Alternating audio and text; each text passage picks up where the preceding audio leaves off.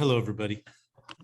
I'm Professor Fred Long, for those of you who don't know me. So I've been teaching at Asbury Theological Seminary since 2007, and I'm also Director of Greek Instruction here. My areas of specialty include rhetoric in the New Testament, imperial backgrounds to the New Testament. I do Greek discourse work as well. Basically, I love biblical theology. I love spiritual formation as well. So as we look at these texts, they really are worth looking at closely for nuance. I like thinking of things in terms of constructions, and I'm on sabbatical in the fall, and hopefully I'll be writing on Greek grammatical constructions. So we're going to pick up at verse 10 of Luke chapter 1. There might be some students who will join here in person, so there might be a little disruption when that gets going. But if you have questions, use the chat, and or you can speak up too. I don't mind that at all. Typically, I'll read the verse, and then we'll just talk about it, and I'll try to parse some things, look at some things that stand out to me grammatically or syntactically, look at interesting words. So down below here, I've got my lexicon set up, got some other commentaries and things set up here, apparatuses, apparati. So I'm using Logos Bible software, and I have a filter applied that points out certain parts of speech that I think are particularly important when doing exegesis. Pronouns, something as simple as pronouns can start to tell a story. The perspective, who's being addressed, who's speaking, are there any emphatic forms, for example, unnecessary forms, and then plus, Greek has 10, 11, 12 different types of pronouns, and some of them are really interestingly semantically marked for quantity, marked for quality, these kinds of things, and their translations don't always translate those. So that's just one example. So these orange are pronouns. So last time we stopped at verse 10, ke pan to pletos, and I'm using Koine era pronunciation, which I have explained in my Greek textbook. It's kind of a restored pronunciation. We're trying to be as historically accurate as possible. So the reason why we seek to be historically accurate for this first century is because of rhyming and cadence and also consonants, alliteration, these kinds of things. Some of the poetics we can start to recover in the text. Ein tu lau pras ev komenon exo te ora tu thumi a matos. So all the multitude was of the people. So here we have a discontinuous modifier, a constituent. Tu lau goes with to plethos, and it's separated by the main verb of this clause. Typically, genitives follow what they modify. If you want to stress or emphasize the genitive for some reason, you can put it in front of the word. I think there's something interesting too. Sometimes the genitive can be sandwiched between the article and the noun, the head noun. But when you have it separated, it's usually for effect. And Stephen Levinson, discourse grammarian, discourse features pragmatist, he says the stress can be either on the element that occurs before the verb. It may be on the element that occurs after. And so you have to look for other factors to help you decide that. Now here, I'm noticing that the pan, all the multitude, Luke is wanting to stress the inclusive scope of all. So all the multitude. So I'd say that there's stress here. Quantitative specification often indicates a kind of stress. So there is stress on the entirety of the multitude. So is there a bit of hyperbole here? Well, we don't know what multitude refers to, but Luke is wanting to stress that there's a large group of people, like all the multitude. And what were they doing? Well, here we have, I was talking about ein as the main verb, but really it's working with the pras of komenon, which is a participle. And participles and non-indicative moods are in red. This is an infinitive up here. This is a participle here. When you come across a participle, you need to ask, what construction is it in? How is it functioning? And this one is in a special construction called the periphrastic construction. When some form of the verb imi, sometimes yenome, occurs with a participle, it is periphrastic, means roundabout way of saying something. So rather than saying ev pras ev ken, which could have been used. So there could have been an augment here, pros ev ken, and then a third singular ending. So rather than, which would be an imperfect. So rather than using an imperfect tense form to convey was praying, because that would be translated the same way, was praying, Luke has instead decided to use this periphrastic, this roundabout way of saying it. And thinking about the pragmatics of this entails more cognitive processing effort on the part of the reconstructing the mental conception. It takes more space, more grammatical space. It's a more unusual construction. So what is the gain? What is the interpretive gain?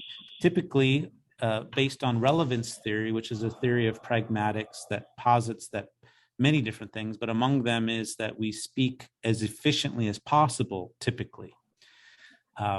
So Luke is not speaking as efficiently as possible. He's using a roundabout way of saying it.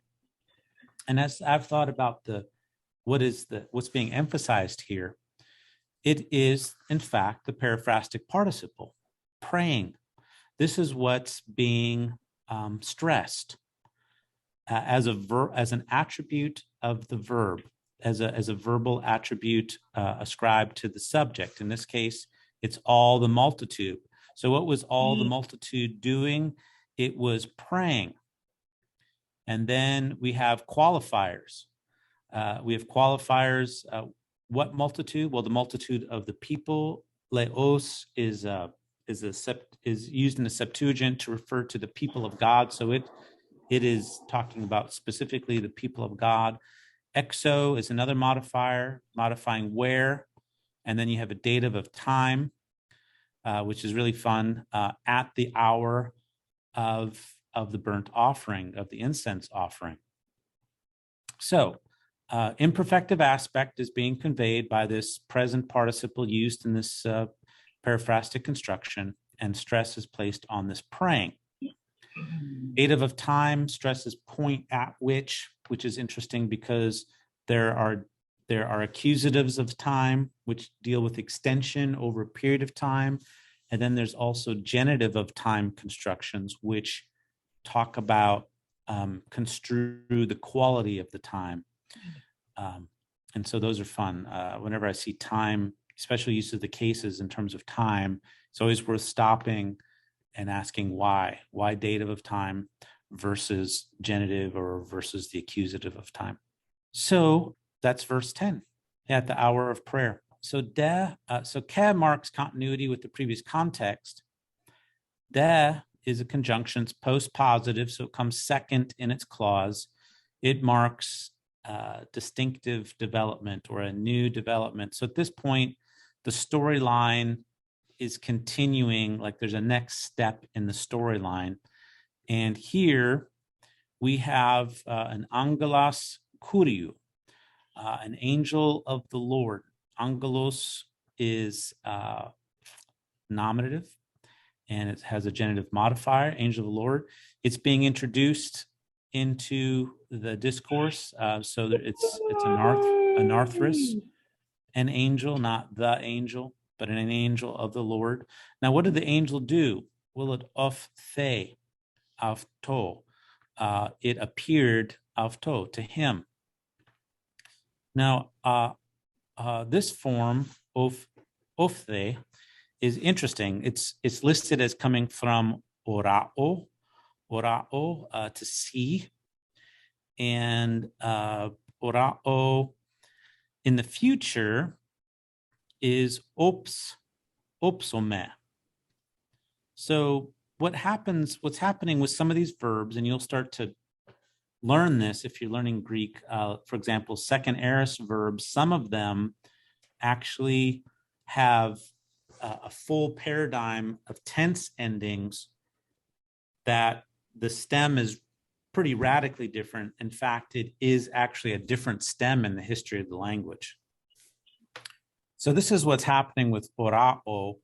It's got a different stem going on with an Omicron P. In fact, I started to run this down because I think the stem, you can also see it here with this oath. That is an Omicron pi or a P.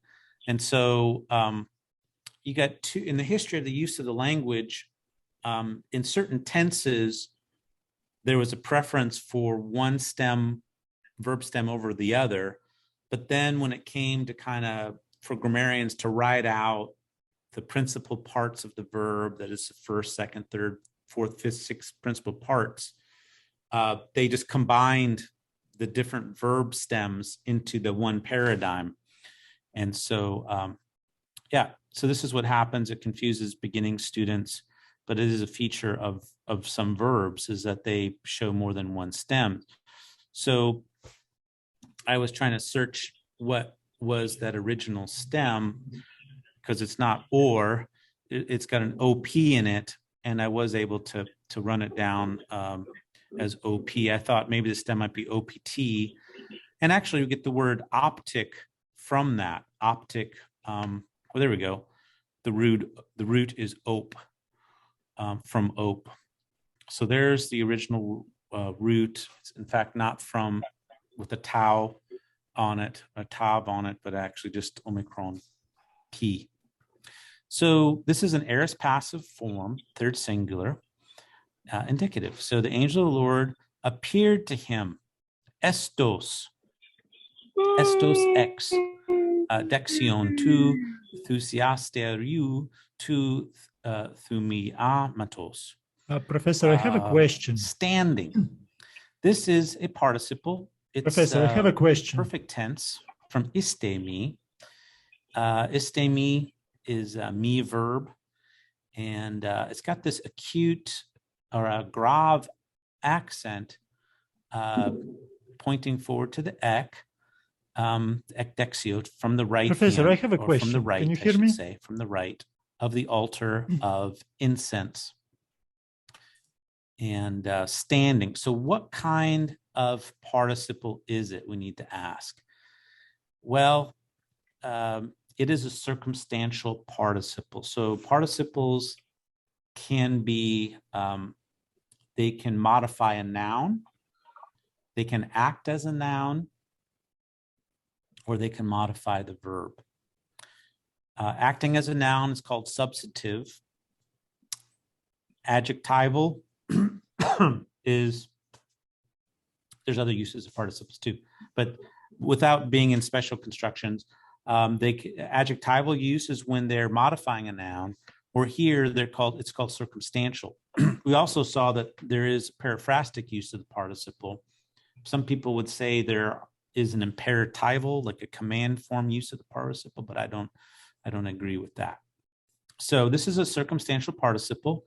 And when it's circumstantial, you need to consider where it is in relation to the main verb, and that's going to determine its function, and that's going to help you with the translation. This one occurs post its nuclear verb, post-nuclear, which means it occurs after its main verb. And so in my Koine Greek grammar, I synthesized the different views some people, as well as posit kind of a new understanding of participles from the perspective of information structure. Participles, one grammarian argues that they're just like packets, tight packets of verbal information. And so their participles are just kind of hanging there. They're kind of, especially circumstantial ones, they're unmarked, in fact, for adverbial meanings. And this is where there's a problem with our current grammatical nomenclature. If you go to Wallace's grammar, for example, he follows a tradition of grammarians to call circumstantial participles adverbial participles. And this is a fallacy, actually, because we begin thinking that participles have adverbial senses or meanings inherently in them. In fact, they're unmarked for adverbial senses. If an author wanted to mark adverbial senses, they would have put that participle in a conjunction construction, a subordinate clause with a conjunction to mark the semantic relationship that it has. So this is post-nuclear, and I would say it's explanatory, explaining more about what the angel is doing. It appeared, and then what else do we need to know about this participle? It's standing at the right hand of the altar of the altar of incense. Now I got some questions here. Yes. Okay, very good. Hey, Professor, I have a simple question. On verse 11, the very first word, ofte. Yeah. So you said it's aorist passive, right? Yes. Yeah. So yet you and like pretty much, the Bible tends to translate it actively. An angel of the Lord appeared. Yeah. So is this like a tendency, like how is it happening that we don't really translate it passively, but offer the active meaning more? Yeah, this is there's a really important study by Jonathan Pennington on the use of the middle voice and the idea of deponency and these kinds of things. These categories have to be rethought. And so the current work on the middle voice is that it can convey active meanings that especially the aorist passive. So the aorist passive formation is really an outgrowth of the middle voice, and sometimes the middle voice should be translated actively.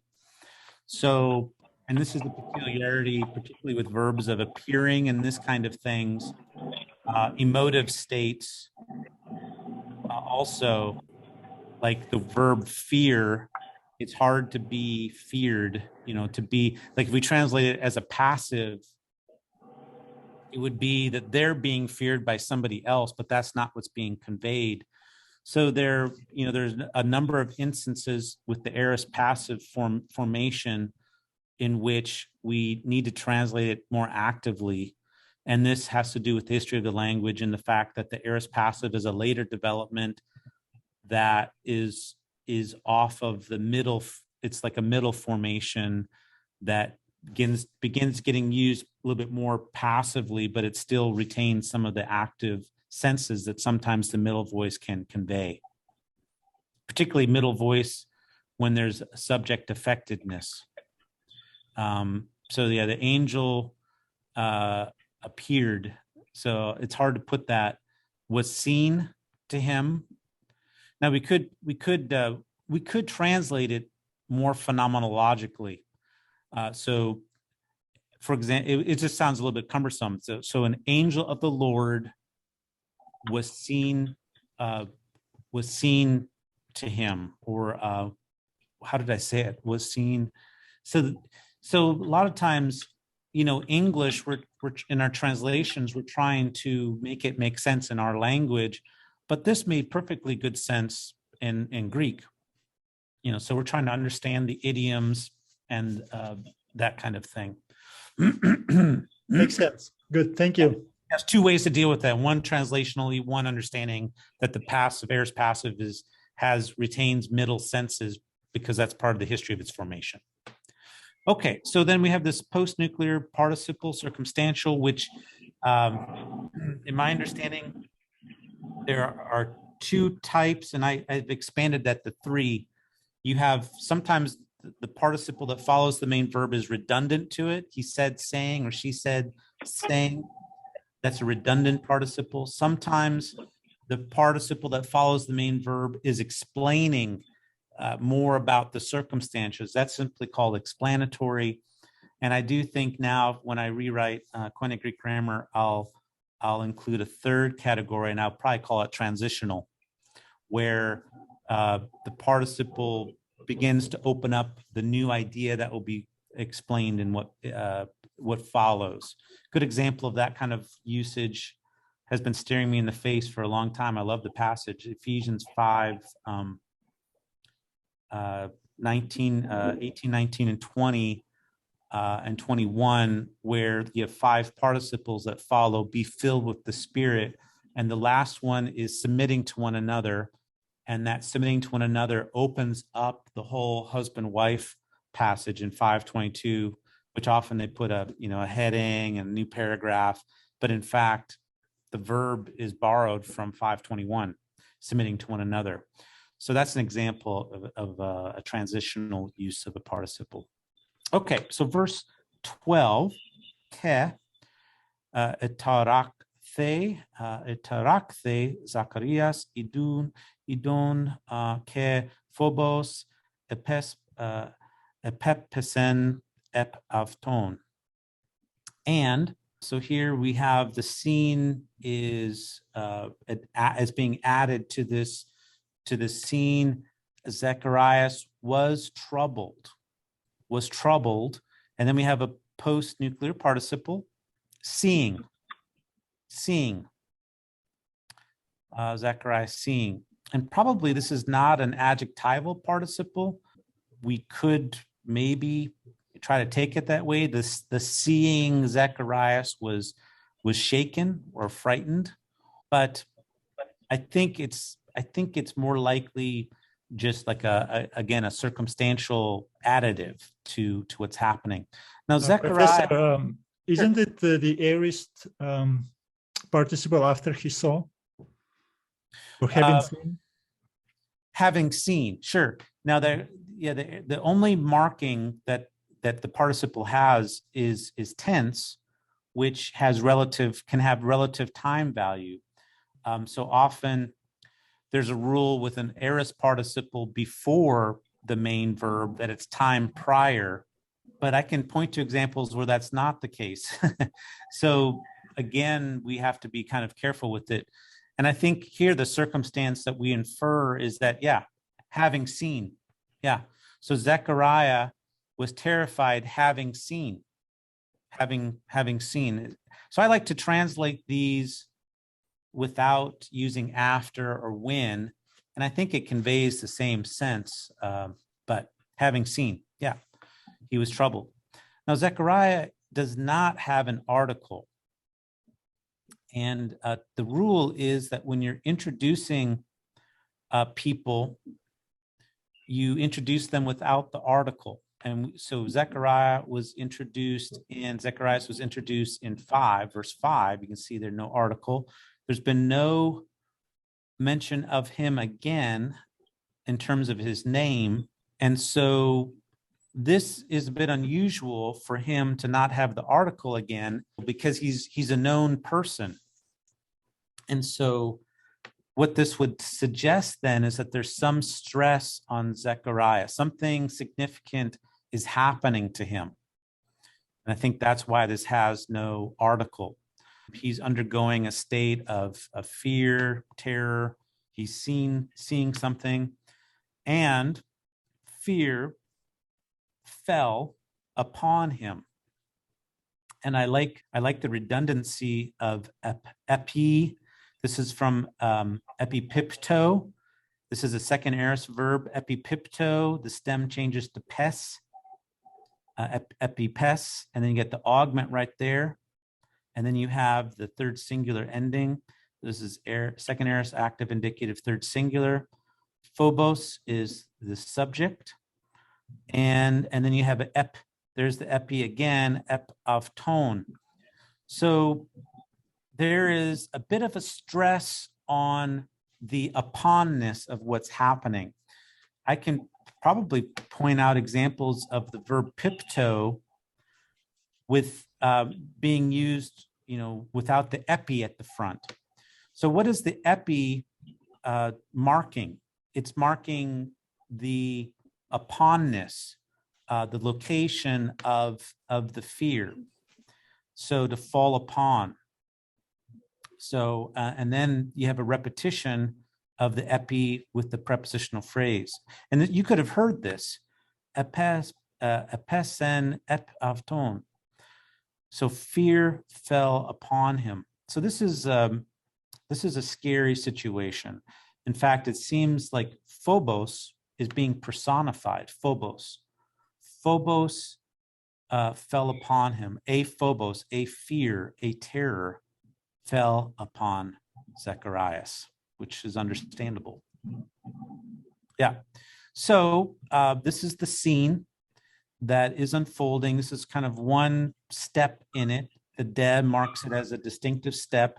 Then you have this added element that Zechariah sees it, is disturbed, and a fear falls upon him. Now the story progresses with the de. This next de marks the new development. Ipende pros avton o angelos me phobu Zachariah dioti is acousthe e deesis su ke e gunesu Elizabeth gunesi huion so si ke kalesis to onama avton iu anen. All right. So a lot happens in this verse. So new development, the angel is subject, and then we have the verb from lego, or sometimes it's just simply listed as ipon, verb of saying, said. So this is the second aorist form, third singular. Pros tone. And here there's an interesting construction. You have a prepositional phrase, pros of tone. What's the alternative way that could have been said? Rather than using the pros with the accusative, what else could have been said? Just dative, singular, to yeah, him just out dative. of two. Yeah, just the dative. So I was teaching, I remember the class actually, I was teaching through Luke's Gospel readings course, or intermediate, it was intermediate Greek. And I started to think, what is the difference? What is the difference between the pros of tone versus the, it could have been just avto with the dative here. Well, pros of tone takes more space, maybe a little bit more processing effort. I began to then postulate, and then I did research that backed it up, that pros marks proximity, a kind of closeness. This proximity can mark intensity of conversation. Like I began noticing that Jesus, when he was in debate, all of a sudden a pros would be used rather than the dative case, pros with the accusative. But then there are other situations where pros marks proximity in terms of more like intimacy. So, anyway, pros used in this context is a choice, and I think it's construing some kind of closeness. So the angel says to him, me phobu. Phobu is an imperative form that's negated by the may. And we're getting direct discourse. The original text, this all would have been capitalized, but in our editors, the may is capitalized to indicate a decision that this is direct speech or direct discourse, which makes sense that it is. We have Zechariah, which is a vocative form. It's set off by commas. So this is second singular imperative. And it's going to be a present tense, which is interesting. So rather than an aorist, it may suggest, stop being afraid, or, what's the imperfective aspect of it. If it was an aorist, if they wanted to profile aorist, you might have had an aorist subjunctive. So a prohibition with an aorist subjunctive, may with the aorist subjunctive, but instead we have present tense. So these are observations that I make that I'm always curious about, what's conveyed by that. A continual need to not being afraid. Is Zacharias particularly afraid? We know that a fear fell upon him. Stress being upon is on the epi. So stop being afraid, or be afraid no longer, or something like that. Zechariah. Dioti. Dioti. Oh, that's a great conjunction, because I would have normally just expected maybe an OT. So DOT ramps this up just a little bit. It's a slightly more strengthened form of rather than just OT. It's a shortened form of diatuto OT, for the reason that. So because in fact, I might want to translate it that way, because in fact, your petition was heard. So there is a bit of a debate here about what is this petition? Is this because you have all the multitude outside? Is this all the multitude of the people? They're praying for what? Are they praying for like Israel in general? Or are they praying for maybe Zacharias? Somehow they're praying for him particularly. And so this is, scholars debate this. What is the nature of this prayer? What is the nature of Zacharias's petition here? And the petition that is being heard. This verb is an aorist passive, being heard. So what evidence would point in one direction or another about this petition? Is this a personal petition of Zacharias's, or is this a petition of the people, maybe for the whole nation of Israel? What evidence do we have in favor of one or the other? Is the singular genitive there rather than? Yeah, a singular genitive. For your petition has been heard. Yeah, and exactly. So rather than umon, which might suggest you, all of you, or something, he says your petition, and then quickly we have this additive statement, connecting these two ideas closely. Now, I find it interesting that the editors put a comma here to put a bit of a pause between these two, or which might suggest to disconnect them. And maybe they're aware of this interpretive decision that scholars will debate about.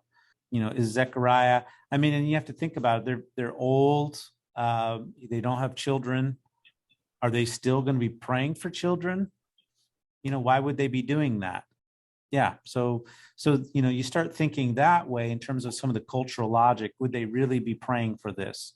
So then you're like, well, what's been stressed earlier is, in fact, all the multitude of the people were praying, stress on all. So maybe this praying that's going on is for some larger purpose. Or is it a personal purpose that they hear the pain of Zechariah and Elizabeth, and as they're introduced into the story, Luke introduces them. He, in fact, stresses this very point that they had no child. There was no child to them, using a dative of possession, perhaps. And there was no child of theirs or for them, because, in fact, we talked about this last time, Elizabeth was barren, and both were old in age. So we can start to imply from the context that Luke frames his introduction of them in terms of their barrenness. And so then when all the people are praying, I think we must assume that they're somehow praying for him. So there's a bit of a debate. This comma, I think, is interesting because it maybe says, well, maybe these are separate statements.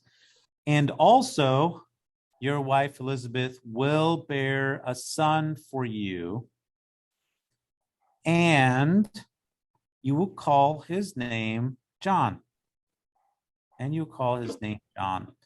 So you have a lot of kes here, and these kes are going to continue combining the structure. And so I was talking, I think it was last time, about Luke's imitation of a simpler syntax to reflect the setting that we have here of non-native Greek speakers who, when they translate into Greek, might preserve a more Hebraic syntax, which we would call paratactic. So paratactic is when you say this and this and this and this, as opposed to Greek idioms, which are hypotactic, more hypotactic, and that means more subordinating clauses. And so it's not that Jewish Greek doesn't have subordinate clauses or can't have subordinate clauses. It's just that the language, the Hebraic idiom, the translation is going to reflect more Hebrew idiom of a paratactic syntax, which is combining things with ands. And that's what we're seeing here. Of course, the angel is speaking. And this is a translation of the angel's speech, which is reported, and Luke, reconstructs it as best he can, or gets it from his sources, which he mentions in the first few verses. Okay, and your wife Elizabeth will bear. This is a nice contract verb, genao, with an alpha contract. Will bear, future third singular, a son for you or to you, and you will call his name John. So here you have a nice double accusative with kaleo. This is also a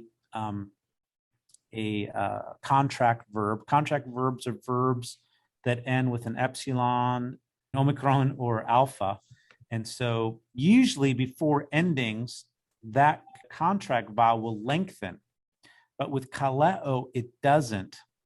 It doesn't lengthen. And so that's just kind of an oddity of kaleo, that this should, with other contract verbs, the epsilon should lengthen to an eta, but we don't see that with kaleo. So it may in fact be that the prayers of the people for redemption, for salvation, for restoration is in fact conjoined with the answer of Zacharias' prayer for a child, and that in the marvelous way that God orchestrates things is that he meets us in those deepest places of need, and often simultaneously. So John in fact will be a forerunner of the Messiah. So yeah, I think the prayers can be related. Yeah, the people praying for the nation just also happen to be praying for Zacharias and Elizabeth to have a child. Okay. Does kaleo have a digamma at the end of the root, or something that is keeping the epsilon from contracting? That is a good question. And I'm not really good with morphology kinds of stuff, but to answer that, you'd want to go to classical lexicons and start looking around and see if you might find something. I'd probably want to go to Smythe's College Greek Grammar, which I have probably over here someplace. If you searched, he might have a little, there it is. Doesn't look like it. It looks like in the history of the language, it shows sometimes you'll see clay, but kaleo. Okay, good question for Peter Gentry, from what I understand about him, that he really knows that. Okay, and you will call his name John. So this is a double accusative. So a double accusative is when certain verbs will take two direct objects or two objects to convey what they're going to convey. And I think it's always helpful. I learned this from one of my classical instructors, to think of one of them as being internal to the action of the verb, and one of them being external So the internal one is what's produced through the action of the verb. And so in this case, the name is out there, like what is his name? But then when you put it through the process of calling, there's something that's generated, and that's called the internal object. And in fact, Ioannein is the internal object. Onoma exists out there. We can talk about it. What is his name? His name, his name. Well, you're going to call him. It goes through the grinder of calling, and it comes out John. So John would be the internal. Yeah. And someone is greeting somebody. Okay. Verse 14. Que este karasi que agaliasis que pelu epite genese avto kare sonte. And. So we're continuing to get descriptions of what will happen. So this is the angel telling Zacharias what will happen. He's basically prophesying over this child. And joy for you will be. There will be joy for you. Now, sometimes in English idiom, we can, with verbs of being, and this is something kind of tricky for beginning students to learn, is sometimes you can set up your translation by way of using there is or there are, if it's in the plural. And this works really, really well here. There will be joy for you and rejoicing, and many at his birth will rejoice. So, and many people upon his birthing, or at his birth, his Genesis, will rejoice. Future verbs, there is a bit of a chiasm going on, at least, or an inclusio, at least. You start with joy, you end with rejoicing. So there's going to be a lot of joy surrounding the birth of John. Now, the reason for this is given in verse 15, gar. Gar is a postpositive, and it's a strengthening, it's marked for strengthening. So why will people rejoice, and why will there be great rejoicing? For he will be, this is the future of Imi, he will be megas, great before the Lord. And then you have wine and beer. He will never drink. And anevmatos hagiu. This is genitive.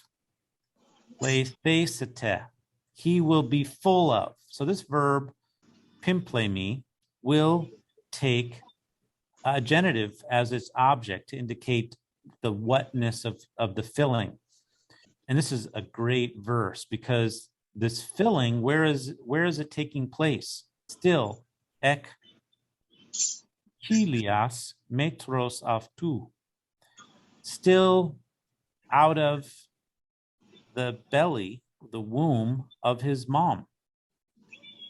So he'll be filled from still, or even yet, from the womb of his mother. So inside the womb is the point. Within the womb, John will be filled with the Holy Spirit. And that's pretty amazing to think about. So John is set apart. He is going to serve a great purpose.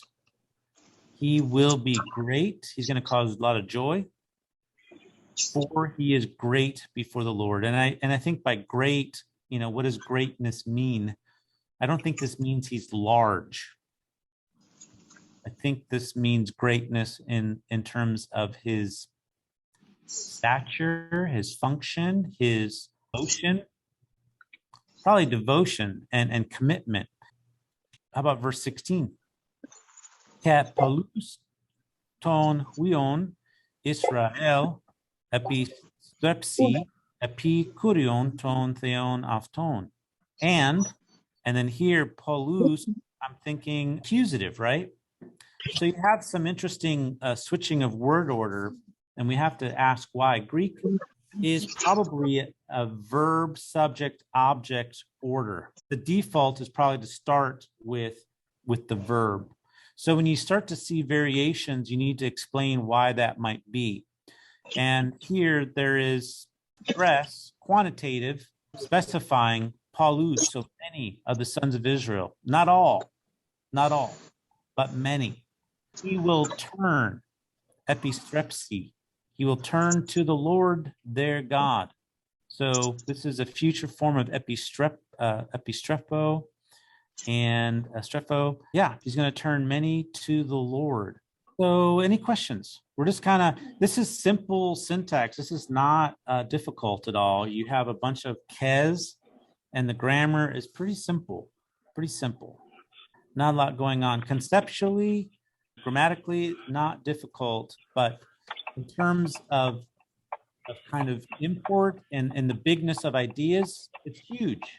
So, verse 17, ke aftos pro elevsete enopion aftu en pneumati ke dunami eliu epistepse cardias pateron epitekna ke epithis en phronesi dikeon. Itu masse curio leon kat es skevas menon. All right, well, that's a mouthful. And there is a lot going on there. Okay, so, and he himself. So here's a redundant subject, avtos. That's not strictly needed because he's been the subject, right? So there's like extra stress here. It's almost like it's to highlight this as particularly important, this particular role that he's having, and we'll see why it's important. So this is pro elevsete is a elevsete is from erkome. So erkome is one of those verbs you just need to memorize all the principal parts. It occurs so often, and there's so many cognates by just putting these different prepositions onto the front. So this is, in fact, the future middle form or middle formation of future of pro erkome. He will go before him. And who's the him? Well, the him is the Lord their God. Wow. He will go. So that's pretty amazing. The him has to go. It's before the Lord their God in the spirit and power of Elijah. So yeah, we have to disambiguate who is that avtu, and I think it has to be the Lord their God. And so this is really interesting because this seems to be in fulfillment of Malachi 3:1 and Isaiah. This is how, in fact, Mark begins his gospel, quoting from Isaiah and Malachi. He will prepare the way of the Lord. He will make his way straight. So, yeah, going back to Luke then, he is going to go before him in the spirit and power of Elijah. Now, what does that mean? The spirit and power of Elijah. Well, to what is that referring? You know, why is John coming in the spirit and power of Elijah? What's so significant about that? Well, to understand, we have to know that Malachi, which is the last of the prophetic books, it was the last of the prophetic canon. I just showed you, beginning at Mark's gospel, that Mark quotes from Isaiah, but really begins by quoting Malachi 3 and then merges it with Isaiah. Some people will think, well, he doesn't know what he's talking about. Well, that's not the case. In fact, Malachi is updating and bringing forward Isaiah's prophecy. So in Malachi, the book of Malachi ends with Elijah coming before the great and terrible day of the Lord. And what is Elijah supposed to do there? To turn the hearts of the fathers to their children and the children to their fathers, or else I will come and strike the land with a curse. Pretty terrifying. But this is how Malachi ends. And the significance of this came to me with one of my students. He now has his PhD in theology, but he went to Wheaton and got a theology master. He says, yeah, this is so significant because it's the end of the prophetic canon. And this verse is so striking because in Hebrew, it says reread this verse. So the Hebrew in the text says reread verse 4. Of course, it wasn't called verse 4 then. It says don't end with the word curse. The Septuagint switches the wording actually. This is how stunning and scary this verse was. But this is basically the last of the prophetic words in the biblical canon of Hebrew scripture. We're looking at these verses right here. Well, lo and behold, John is in fact coming in the power and spirit of Elijah. And what is he going to do? He's going to turn to, this is the infinitive of purpose after verb of motion, to turn the hearts of their fathers to the children and the disobedient. This is an adjective that is used as a substantive, as a noun, and the disobedient to the understanding of the righteous, to turn or to prepare for the Lord a leon, having been prepared. So what we have here is we have these two participle clauses that are marked slightly purpose. When you have a verb of motion and then infinitives, you have this idea of purpose. Now there's other purpose constructions that could have been used that would have really ramped it up, but for some reason Luke, in his portrayal of the angel speaking here, was content to just use this standard infinitive construction.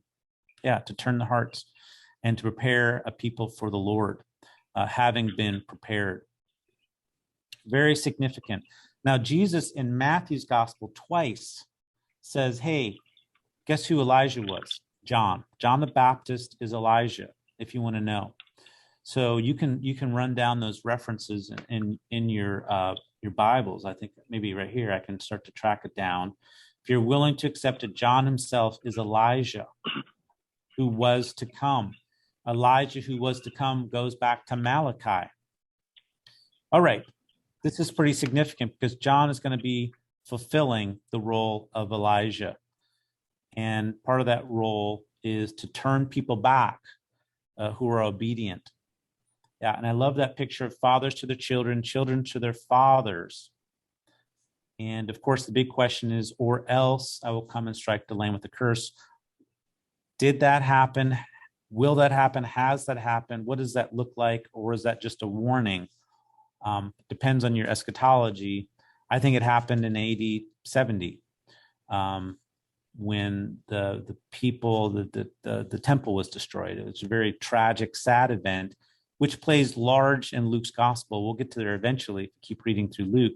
But, Jesus weeps twice only in scriptures that, John's gospel at the death of Lazarus.